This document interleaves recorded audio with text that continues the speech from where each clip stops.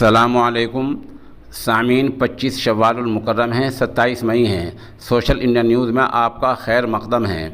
خبر کا عنوان ہے: سابق وزیر اعلیٰ کو 4 سال کی سزائے قید، 50 لاکھ روپے جرمانہ۔ خبر تھوڑی تفصیل سے سن لیں۔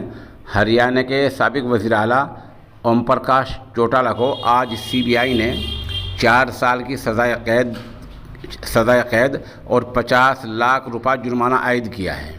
الزام یہ ہے کہ انہوں نے آمدنی سے زیادہ جائیداد، اثاثہ جات، روپے، پیسے، جائیداد، زمین جمع کر لے، اکٹھی کر لی ہے۔ یہ الزام ہے آمدنی سے زیادہ جائیداد اکٹھی کرنے کا۔ بتا دیں کہ سابق وزیر اعلیٰ ابھی کچھ دن پہلے ہی تہاڑ جیل میں کئی سال گزار کر آئے تھے۔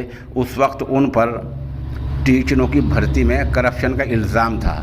اب نئے الزام میں جس میں سزا ہوئی ہے، اب نیا الزام ہے آمدنی سے زیادہ جائیداد بنانے کا۔